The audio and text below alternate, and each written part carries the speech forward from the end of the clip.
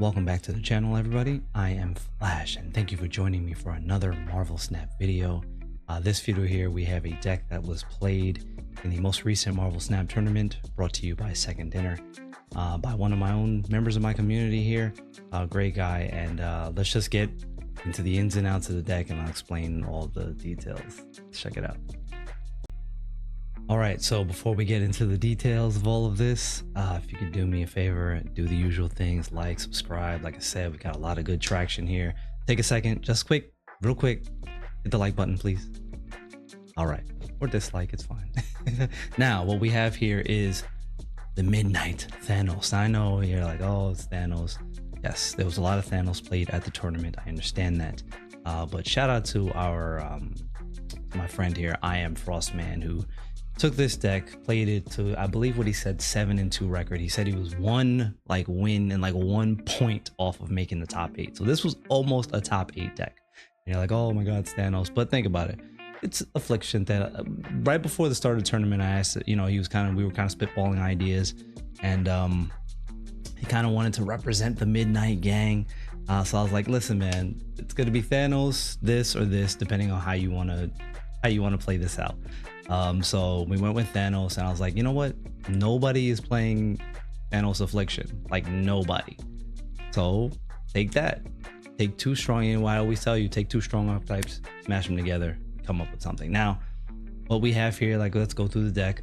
Now we have the core Affliction package, right? We have Hazmat, we have Luke Cage, we have Diamondback, and we have Cassandra Nova, and Alfie and Man-Thing, right? Now that is a strong base kind of Affliction package, right? Now Red Guardian is kind of involved in that, well, but Red Guardian kind of goes both ways. It going Thanos, going Red Guardian is just good tech card across the board and works well in the Affliction package. Surge, very good card overall. She works in pretty much everything that you can put her in, that you can benefit off of getting things reduced and getting those kind of earlier turn plays off of some things. I went with Strange Supreme in this one because we kind of want, now granted, while you want the Hazmats and you want Laufey to do his thing and you want things to be afflicted, this is not an Ajax Affliction package, right? So you don't need everything to stay on the board for Ajax to grow his individual power. So Strange Supreme can clear up that space, eat up those stones, and you can now, granted, while you're doing that, remember, if you want to play Mockingbird, you want to have to get her out earlier. If you have a Strange Supreme on the board, you're gonna have to prioritize Mockingbird at some point. But Shang-Chi, Master of the 10 Rings, because why not? Take big things off the board. Diamondback, very good Affliction package. She's much better than I think a lot of people felt like she was going to be prior to release. Diamondback, very good in this package. Laufey, very good. Also with Laufey, make sure if you set this up this way, make sure you play Laufey before you play Luke Cage to get maximum value out of your Laufey, because if you have Luke on the board, Laufey will not steal power from your own cards. And Man-Thing, because Man-Thing is just a beast at 4/7. We're in a meta where Man-Thing is very good. You have your own Luke Cage on the board. Man-Thing can solo a lane if you've set it up right, especially if their lane is primarily made up of Thanos stones, right? Man-Thing can almost solo a lane. Keep that in mind. Very good card. And that's it. This is the deck. Like I said, I took a few minutes, literally the day before deck submissions were due, and to help out Frostman, and we got this out there. And like I said, he played it very well. Shout out to him for doing his thing. He probably played it better than I would have, so shout out to him. And let's get a little bit of gameplay here, and we'll get through it. All right, so what do we got here? An interesting thing about this deck, there have been a lot of conversation we were having on stream about how to get Colossus in here. For some reason we were talking, because the last reward on the login stuff is Colossus. We're like, yo, we can get Colossus in one of these decks. And one of my good friends and members of my community, Mr. Ass, was like, hey, what can I take out of here for Colossus? And he took out Cassandra Nova, which I was like, you know what? Sure, that's not terrible. We could try that. But he took out Cassandra Nova and put in Colossus and had success with it, which is like, wow. Colossus is a sneaky good card. And once people start to realize it, you know, things will get interesting there. Fascinating that they would go with Cosmo there as opposed to... Interesting.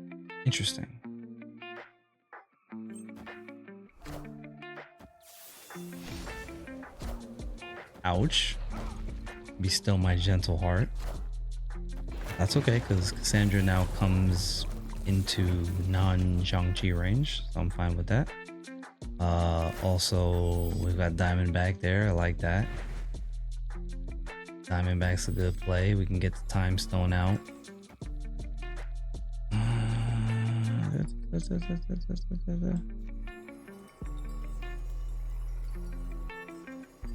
Give me the Time Stone here.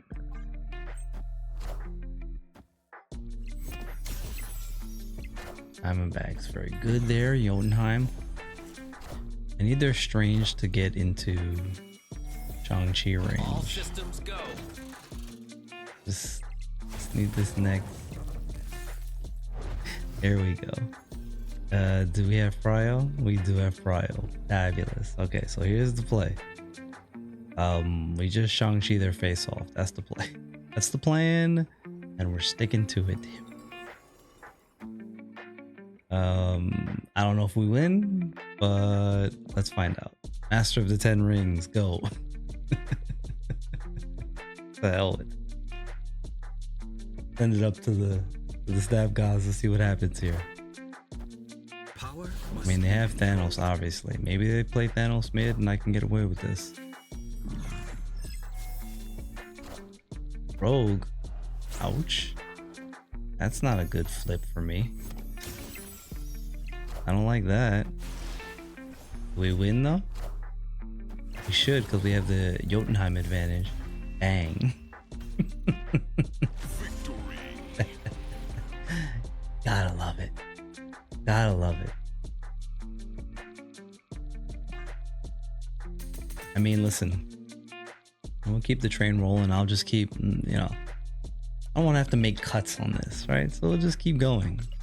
As you see the power of the Midnight Thanos. As I said, Rossman played this to 7-2 in the tournament, just barely missed out. And as the aforementioned Mr. Ass I talked about before, just hit infinite with this deck. So, and he was having those Mr. Negative issues, so he took out Diamondback for Mr. Negative. So probably could have subbed out Colossus, I'm sure, but he was winning games with Colossus, which is crazy to say out loud. But when you think about how many locations Colossus helps you with, different cards that don't affect Colossus, right? Negasonic, just one of them that came to mind thereafter, right? Now all the locations that Colossus can, you know, Altar of Death, Best Domain, that don't affect him, Negative Zone, the Crow Ship, Sewer System, you know, Thunderbolt's Tower. There are a lot of cards that he can't get pulled or moved by Colossus or destroyed by Colossus by Cannonball, can't be destroyed by Cannonball. Hold on. Hold that thought.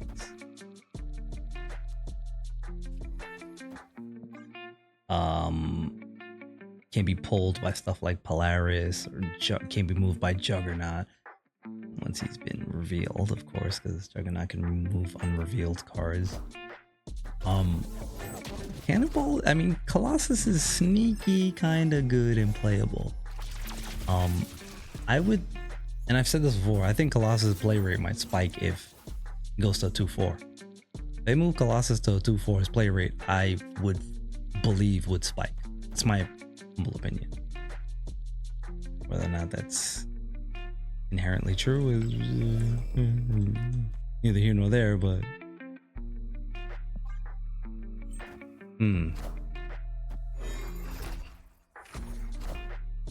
Oh, Malekith. Okay. Okay. Sandra's not beating the doors down here, but thanks to Surge, we got a little extra energy on her. Hazmat is nice. I'll take that. I'll take the hazmat. Give me the bird.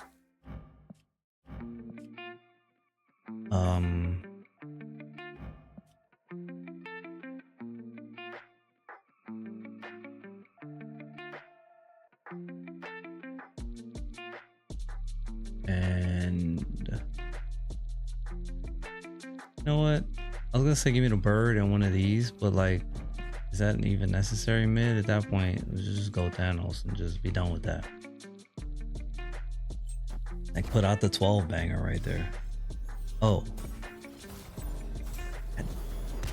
Damn, Feast. Messing up my brain. Messing up my brain. Well, now I'm just gonna do this and this and this, so let's see what happens here. This should be interesting. Oh, they also hazmat. Great. Wonderful. But they have the advantage of possibly getting Luke Cage, which is something I did not have available to me. If they have Luke though, we're kind of cooked. Double hazmat. Yuck. Oh, and they got the Ajax. Damn.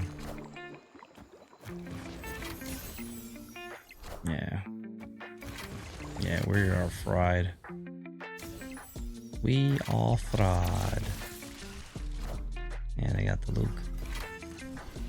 The mirror matchups in these things always come down to who's got the Luke Cage. Like, who's got the Luke? Who's got the Luke? You have the Luke, you win. You know, and then if you both have the Luke, then that's why I hate the straight up Affliction mirror matchups. To me, that's the worst matchup in the game. It sucks. That's just my personal opinion. Like, Ajax is 7 in both decks, and like the anti-venom is 7, and everything else is just small, and it's I hate it so much. All right. I was gonna play hazmat, but a little early. If I didn't have prio, I maybe would have played hazmat.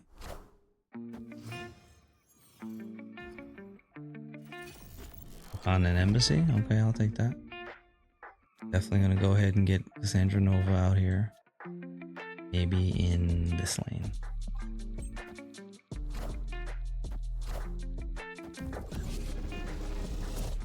Already doing my opponent a favor. Excellent. Love it. Absolutely love it. Alfie, let's see what happens. Now, I'm starting to get into the habit of not snapping for these games where I have gameplay for a video. Because then you get like early retreats and it kind of ruins the, you know, content there a little bit. This is gonna be an interesting. This is gonna be an interesting game here. Okay.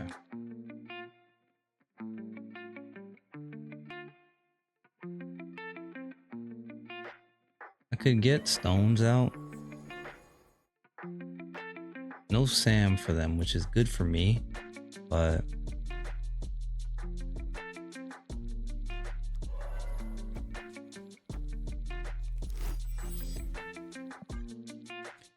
yeah, of course they play something mid. That follows Silk. Spider-Man. I'm not sure if I'm hoping Silk goes mid or not. I don't know. Like, it's kind of like yes and no at the same time. Like, they get clogged up, but yeah. This is going to be. I said the turn before. This is gonna be a finish. This is gonna be a finish. I don't think I want a hazmat here. Like, Diamondback's already doing a job mid. A good one.